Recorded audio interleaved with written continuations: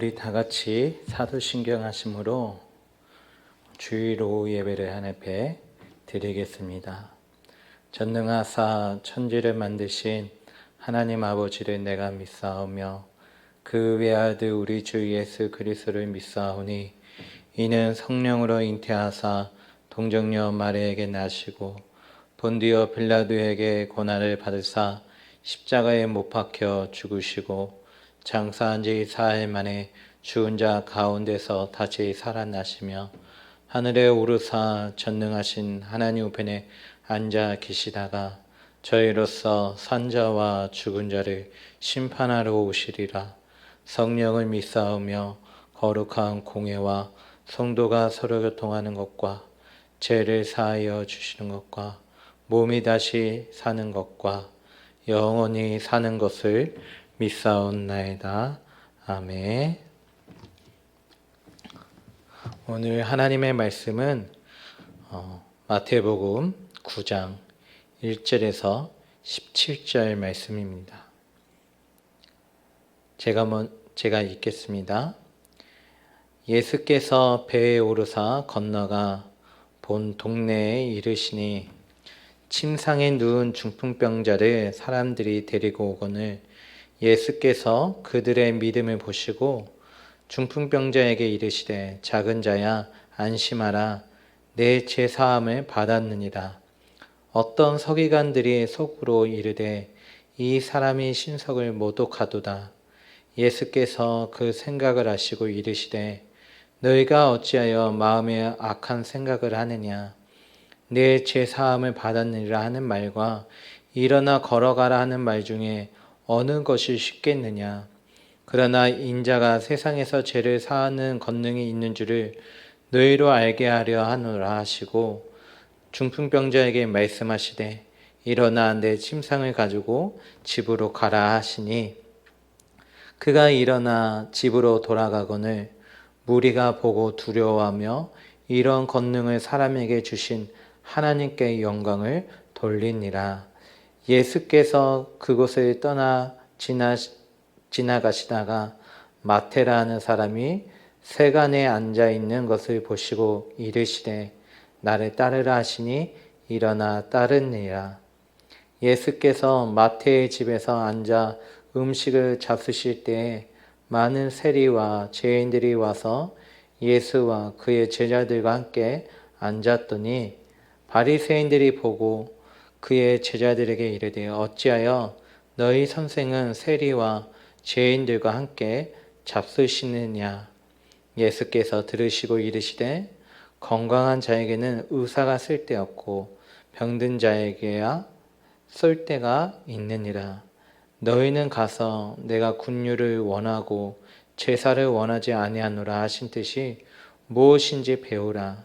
나는 의인을 부르러 온 것이 아니오 죄인을 부르러 왔노라 하시니라. 그때에 요한의 제자들이 예수께 나와 이르되 우리와 바리새인들은 금식하는데 어찌하여 당신의 제자들은 금식하지 아니하나이까. 예수께서 그들에게 이르시되 혼인집 손님들의 신랑과 함께 있을 동안에 슬퍼할 수 있느냐. 그러나 신랑을 빼앗길 날이 이르리니 그때에는 금식할 것이니라. 상배 조각을 낡은 옷에 붙이는 자가 없나니 이는 기운 것이 그 옷을 당기어 헤어짐이 더하게 됨이요 새 포도주를 낡은 가죽 부대에 넣지 아니하나니 그렇게 하면 부대가 터져 포도주도 쏟아지고 부대도 버리게 됨이라. 새 포도주는 새 부대에 넣어야 둘이 다 보존되느니라. 아멘. 할렐루야. 예배 자리에 나온 여러분 모두에게 하나님의 은혜가 축복이 하나님을 전적으로 신뢰하는 믿음이라는 말씀을 가지고 같이 은혜를 나누고자 합니다. 오늘 본문에 보면 예수님께서는 청중들에게 산상수훈을 통해 천국의 도래와 그 성격을 선포하신 후에 전도와 치유 사역을 하셨습니다. 나병 환자와 백부장의 하인, 그리고 베드로의 장모, 귀신 들린 자들을 치유하셨는가 하면 바다도 다스리시는 권능을 보여주셨습니다. 오늘 본문에는 세 개의 사건이 나열되어 있는데 이 세 가지 사건을 통해서 같이 은혜를 받는 저와 여러분들이 되기를 바랍니다. 첫 번째 사건은 예수님께서 침상에 누워있는 중풍병자를 치유해 주신 이적입니다. 예수님이 마을에 도착하자 사람들이 침상에 누운 중풍병자를 예수님 앞으로 데리고 왔습니다. 중풍병자를 예수님께서 작은 자야라고 부르신 것으로 보아 중풍병자는 아이이며 아이를 침상에 들고 예수님께로 나온 사람들은 이 아이의 부모와 가족으로 생각할 수 있습니다. 중풍병자의 치유 사건을 통해 오늘 본문이 강조하고자 하는 것들 중에 하나는 바로 믿음입니다. 산상수 후에 나병 환자와 병에 걸린 백부장의 하인이 치유된 것은 나병 환자와 백부장의 예수님에 대한 믿음에 기했었습니다. 본문의 중풍병자가 치유된 것 역시 이들의 예수님에 대한 믿음에 근거하고 있습니다. 그런데 나병 환자와 백부장의 하인의 치유 사건과 오늘 본문에 등장한 중풍병자의 치유 사건에는 차이가 있습니다. 나병 환자와 백부장은 예수님께 말로써 자신의 신앙을 고백했지만 중풍병자는 자신의 입으로 고백하지 않았습니다. 그리고 중풍병자와 그 무리들은 다만 예수님께 왔을 뿐이지만 예수님께서는 이들의 자신을 향한 믿음을 보고 아셨다고 본문은 증거합니다. 2절 상반절 한번 볼까요? 침상에 누운 중풍병자를 사람들이 데리고 오거늘 예수께서 그들의 믿음을 보시고.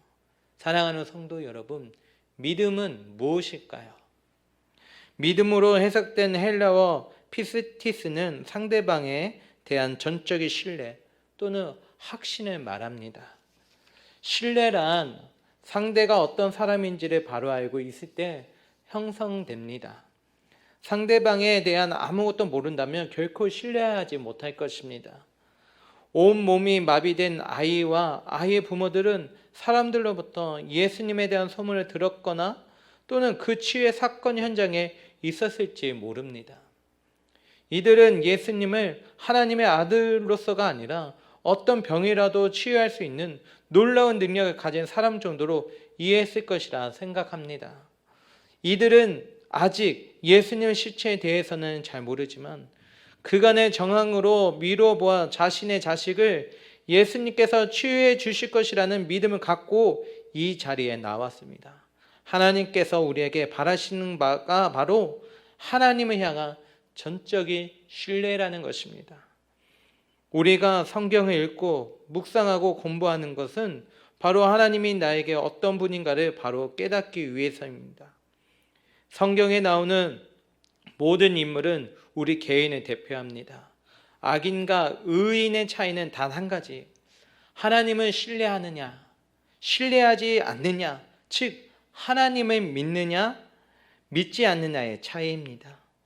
오늘 본문 중풍병자인 자식을 메고 예수님 앞에 나타나 이들의 당신을 향한 신뢰의 믿음을 예수님께서 바로 아셨습니다. 믿음은 말을 통해서뿐만 아니라 이처럼 행동을 통해서도 보입니다.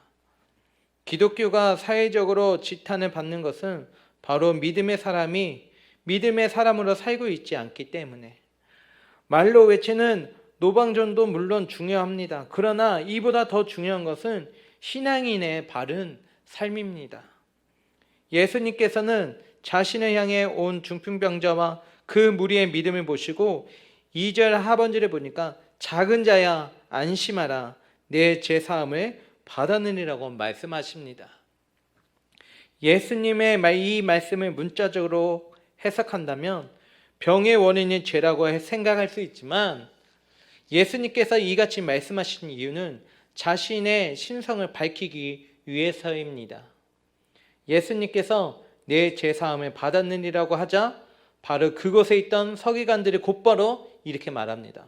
이 사람이 신석을 모독하도다라며 자신은 하나님과 동일하시는 예수님에 대한 반감을 갖습니다. 죄를 사하여 주실 수 있는 분은 바로 하나님 한 분이시기에 이들 서기관이 예수님 말에 즉각적인 반감을 갖는 것은 당연한 것이죠. 예수님께서 이들을 향해 이렇게 말씀합니다. 내 죄사함을 받았느니라 하는 말과 일어나 걸어가라 하는 말 중에 어느 것이 쉽겠냐고 말씀하셨습니다. 사랑하는 성도 여러분, 당연히 일어나 걸어가라고 말하는 것이 훨씬 쉽다는 말씀입니다.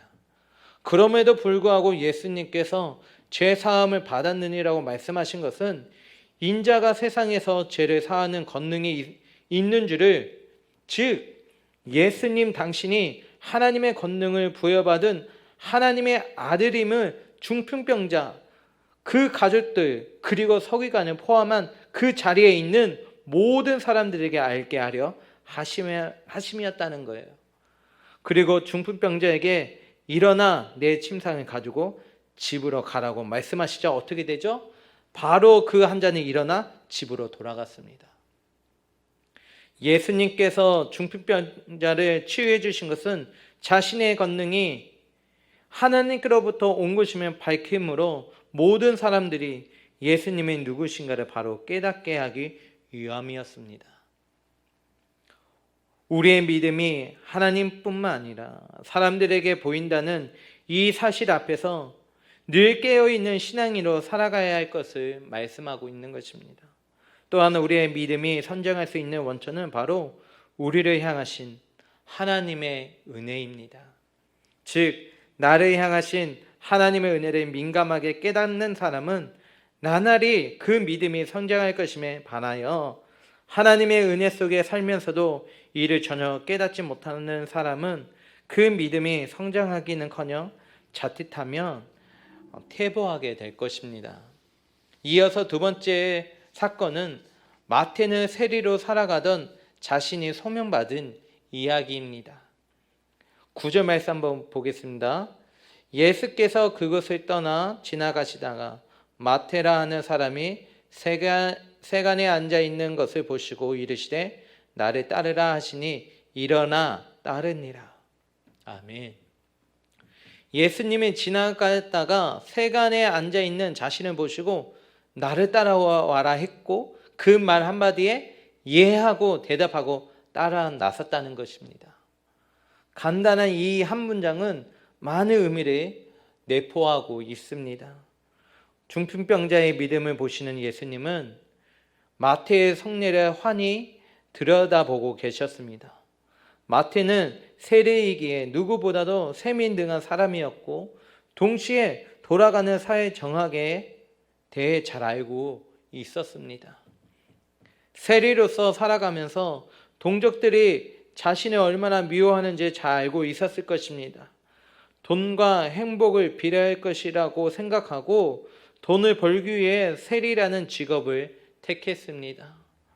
그러나 악착같이 돈을 벌면 벌수록 어느 때부터인가 삶에 대한 회의와 공허감이 밀려오고 바로 그때 청년 예수에 대해 많은 이야기를 들었습니다.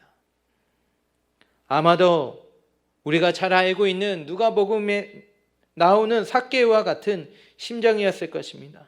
말로만 듣던 예수가 가게 앞을 지나면서 자신과 눈이 마주쳤는데 자신의 모든 것을 다 알고 있는 눈이었습니다. 내가 고민하고 방황하는 것을 다 알고 있단다.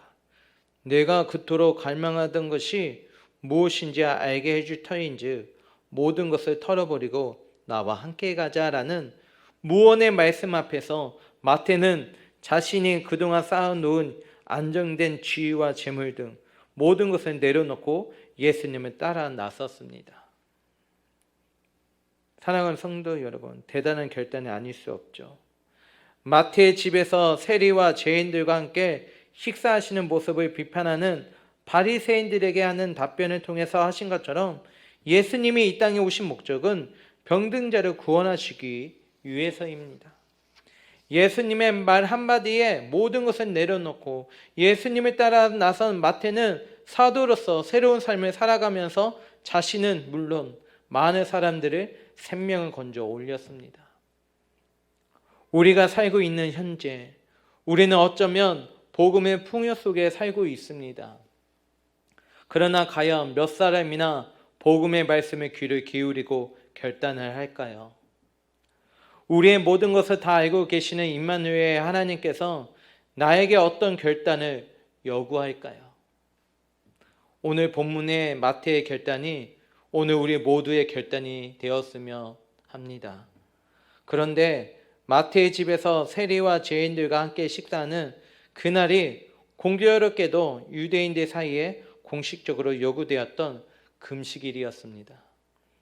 요한의 제자들이 우리와 바리새인들을 금식하고 있는데 왜 당신들은 금식하지 않느냐고 질문했습니다. 즉 모든 사람이 금식일을 경건하게 지키고 있는데 어찌하여 예수님을 포함한 당신들이 일반 사람도 아닌 세리와 죄인들과 함께 잔치를 벌이고 있냐고 질타했던 것입니다. 이에 대해 예수님께서는 혼인집 손님들과 신랑의 비유, 새 옷과 낡은 옷, 그리고 새 포도주와 부대의 비유를 통해 예수님의 사역의 본질을 다시 한번 말씀해 주고 계십니다. 세 번째의 사건은 율법이 우선이냐 아니면 사랑이 우선이냐의 문제입니다. 금식일이기에 당연히 금식을 해야 되는데 그날이 공교롭게도 혼인날이라면 혼인잔치를 하지 않는 것이 아니라 오히려 잔치를 해야 한다는 것입니다. 사회에서 지탄받고 있는 세리와 죄인들과 함께 식사를 하고 있는 그 상황을 예수님께서는 단신과 죄인들의 혼인잔치로 보았던 것입니다. 예수의 제자들과 세리와 죄인들은 신랑이신 예수님과 함께 메시아의 혼인잔치를 벌이고 있기 때문에 금식할 필요가 없지만 나중에 예수님의 죽음으로 신랑을 빼앗길 날에는 금식할 것이라고 하셨습니다. 죄인을 구원하는 것을 우선적으로 하는 예수님의 사역을 율법적인 전통과 계율에 얽매인 나머지 비판하는 요한의 제자들의 행동이 바로 낡은 옷에 새 천조각을 대는 것과 같고 새 포도주를 낡은 가죽 부대에 담으려 한다는 것과 같다는 것입니다. 오늘 저와 여러분들이 이 비유를 통해 우리는 낡은 것과 새 것을 적당히 얼버무리는 미지근한 신앙생활을 하고 있지는 않는가를 생각해 보시기 바랍니다. 가슴보다는 머리로 신앙생활을 하고 있지는 않은가를 다시 한번 생각해 보시기 바랍니다. 말씀을 정리하고자 합니다. 사랑하는 성도 여러분, 오늘 본문은 중풍병자의 치유, 마태의 소명과 함께 이들 무리들과 함께 식사하시는 예수님, 이를 비판하는 무리에게 하신 이 세 가지의 비유를 통해 우리는 예수님이 이 땅에 오신 목적이 무엇인지 그리고 무엇을 추구하셨는지를 잘 알 수 있었습니다. 바로 세리 마태와 같이 세상적인 것만을 추구하던 나를 구원하시기 위해 오셨습니다. 우리를 향하신 하나님의 은혜에 힘입어 우리의 신앙은 시간이 지나면 지날수록 하나님을 더 깊이 알아가게 되었고 하나님의 전적을 신뢰할 수 있게 되었음에 우리는 늘 깨어있는 신앙인으로 살아가므로 오늘 우리의 삶 자체가 아직 하나님을 잘 알지 못하거나 부인하는 사람들을 하나님께로 인도하는 전도의 도구가 되기를 바랍니다. 오늘 하루도 다시 한번 나를 향하신 하나님의 사랑과 은혜를 깊이 체험하며 살아가는 저와 여러분이 되시길 주님의 이름으로 축원합니다. 기도하겠습니다. 하나님 아버지, 세리보다 못한 우리를 구원하시기 위해 이 땅에 오신 예수님을 찬양합니다. 침상에 누운 중풍병자를 치유해 주실 것이라는 믿음으로 주님께 왔던 무리들처럼 하나님을 전적으로 신뢰할 수 있는 믿음을 허락하여 주시옵소서. 하나님을 따르며 말씀대로 살아가는 것을 인생의 궁극적인 목적으로 삼고 살아갈 수 있도록 도와주시옵소서. 마태가 모든 것을 내려놓고 예수님을 따른 것처럼 무엇이 하나님의 뜻인지를 바로 깨달을 수 있도록 도와주시고 주님의 뜻에 나의 모든 것을 굴복시킬 수 있는 결단력을 주시옵소서. 하나님의 은혜로 시간이 지나면 지날수록 더욱더 하나님을 사랑하고 내 이웃을 사랑하는 바른 신앙인으로 살아가는 우리의 삶 자체를 주님의 복음을 전하는 도구로 사용하여 주시옵소서. 우리의 믿음을 보고 계시는 예수님의 이름으로 기도드립나이다. 아멘. 우리 주기도문으로 예배를 마치겠습니다. 하늘에 계신 우리 아버지여, 이름이 거룩히 여김을 받으시오며 나라가 임하옵시오며 뜻이 하늘에서 이루어진 것 같이 땅에서도 이루어지이다. 오늘날 우리에게 이러한 양식을 주시옵고 우리가 우리에게 죄 지은 자를 사하여 준 것 같이 우리 죄를 사하여 주시옵고 우리를 시험에 들게 하지 마시옵고 다만 악에서 구하옵소서. 나라와 권세와 영광의 아버지께 영원히 있사옵나이다. 아멘.